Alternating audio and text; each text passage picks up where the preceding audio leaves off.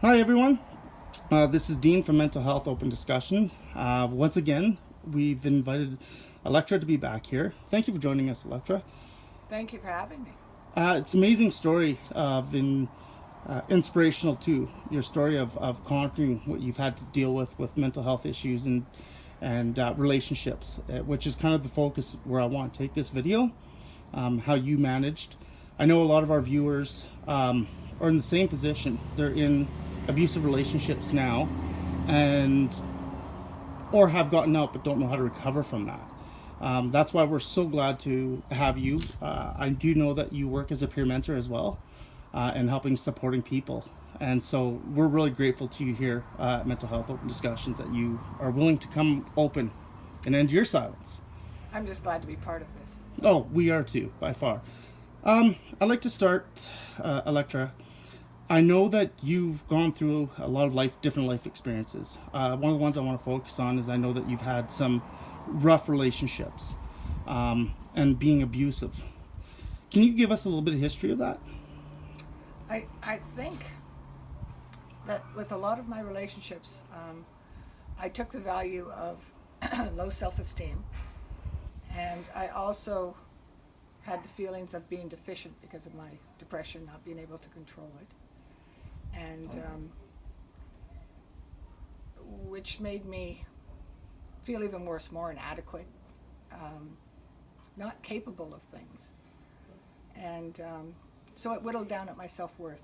I think even when I came out of the depression, still felt like I had very little value. Now, did your relationship, being that it was abusive verbally and mentally and physically, dealing with your mental issues as well, now do you think this made them worse, or do you think that you went into it with your relationship and made it harder for you to recover from the abuse? I think both. I went into it with depression. I didn't know what depression was at the time. Um, just I'd always been told that there was something different about me. I wasn't quite right. Um, and so as I went through relationships, I found that I was treated either by telling me that I should just knock this off, be happy, be glad with what I've got.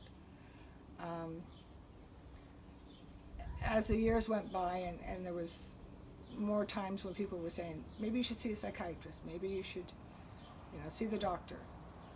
Um, People in relationships that I've had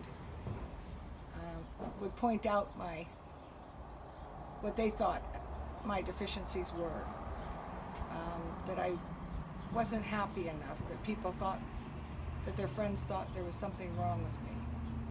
Um, and saying things like, you're not very pretty when you smile. Now, was this coming from your partner? From my partner, you're not very pretty when you cry. Because I did a lot of crying with the depression. And I think those just reinforced my feelings of being inadequate. Was there and I'm sorry if I have to bring this up, and we know that there was some verbal and mental abuse in your relationship. Can you tell us a little bit about physical? Was there any physical abuse that happened? There was physical abuse. It wasn't all the time. Um, it was a few incidents, enough to do some damage, but I think the mental did a lot more damage. Um, So you're saying that the mental abuse was far greater than the physical abuse. yes, Can you tell us damage, why? because it stays with you. It affects your. If you get hit and you get bruised, you heal. It fades. You still feel horrible because you were treated that way, but with the mental abuse, constantly being told that you're strange, you're different, not good enough, your self-esteem goes to nothing. And with the depression, you find you can't get out of bed, you don't want to eat, you can't deal with the kids. Sometimes you can't even talk on the phone. You can't do anything. And you do feel deficient, um, stupid, because you can't control it. I did. Um, So then, wow, that's That's a tough, and I know a lot of women I've met who, and even men in abusive relationships, generally have the main reason of why they could not leave their abuser. For you, what was the main, or maybe a couple of main reasons why you could not leave that toxic, abusive relationship? For fear that I couldn't do it on my own. I was told, you'll never make it on your own. Nobody will want you. You know, you're worthless. And I thought, I've got a couple of kids. I've got to do this, but I was scared to death that I'd fail at it.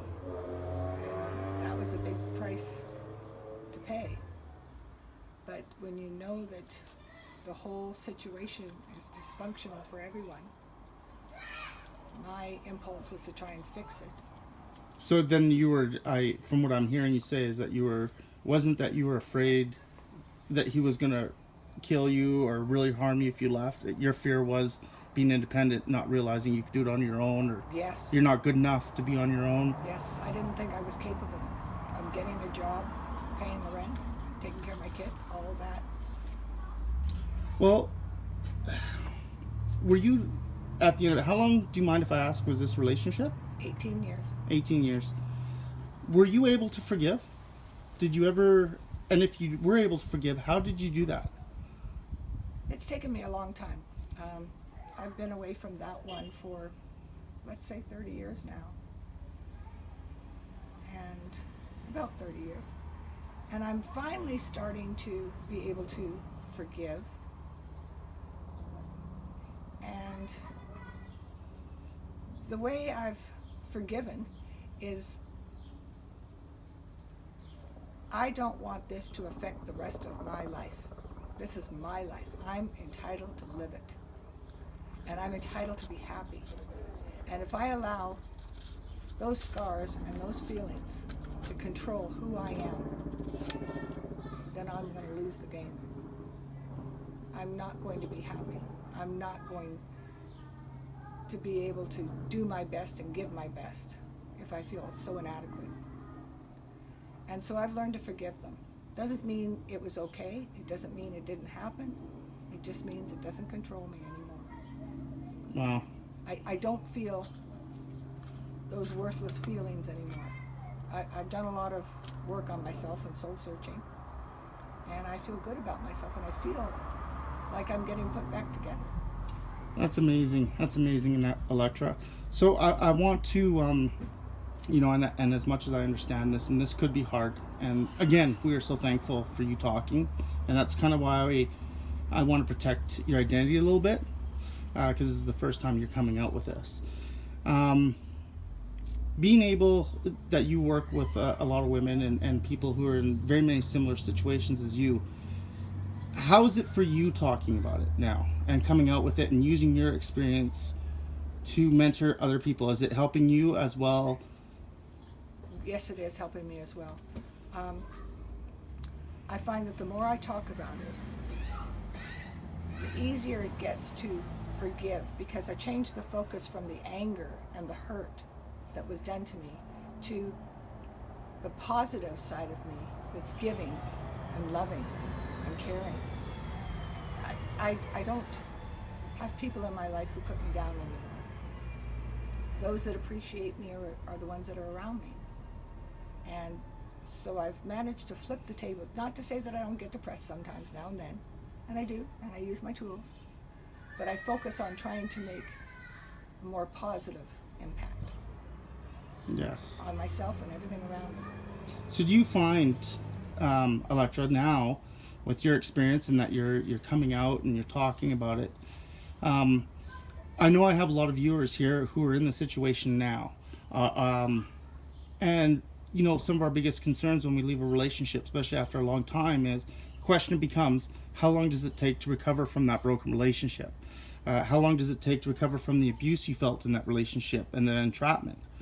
For you, you say that it's been 30 years now, but how long after you left did it really, you take on that sense of independence? And I know it's different for everyone, but how long for you after you left where you started to feel independent, where you could look after yourself, your confidence and your self-esteem were starting to return?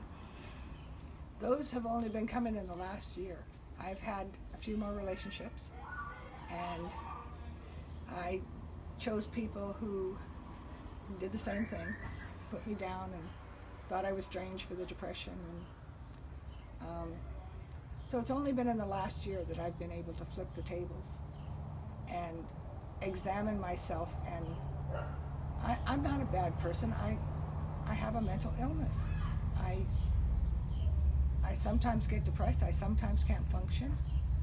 And I understand that. I've come to terms with that. I'm not deficient. And I don't let anybody hang around with me who thinks of me as deficient, crazy, or any of those other terms that people have used on me. So then, can I just ask you, as you're saying that, I'm thinking, you didn't have the support when you left. You didn't talk about it. And I know back, 30 years ago, it was embarrassing to talk about stuff like that. You couldn't talk about stuff like that. Now that the way that we look at mental health and supporting people is changing, what do you think anybody in the situation now could use? Like, be it support network to talk? What would you recommend to somebody going through that now who has gotten out? I think support to talk. I was at the point where I got myself a job. I was paying the bills. I was doing it all. The only thing, I didn't leave, and it was because I didn't think I could. And somebody pointed out to me, the only thing you haven't done is left. You're quite capable. I didn't know it. I was going through all the motions, and inside my head, I kept believing how I could never do it. And so this resonated with me, and I thought, wow, somebody on the outside saw that I could do this. And for the first time, I started believing a little bit in myself. But making the move, I was scared to death. But it was my kids that kept pushing me to do better, to get well. And that's how I've handled it. I was listening very carefully to what you said, and you said that after your first marriage, and what abuse's perspective, and I don't want to ever underplay what you went through, right? Mm-hmm. It could have been a lot more serious than what you're letting on, right? It's quite. But you said something interesting, and you said that you had some relationships after that. And what I found interesting is you said that you fell into the same repeated behavior with your other relationships. My question for you, where do you think maybe because your self-esteem and your confidence was so low that you were willing to settle? Yes, and it was a comfortable spot. I knew what was coming. I knew what to expect. And so I accepted it. It took quite a while to figure out I don't have to tolerate this. As I got stronger, as I learned more, I finally realized, no, I'm worth more than this, and I'm entitled to have a life. Wow. And that along with my kids. That's amazing how our kids... Boy, they're strong. They're very so strong. Yeah, very, very strong. And I support you in that 100%. My son is the same thing. But this isn't my story. This is yours.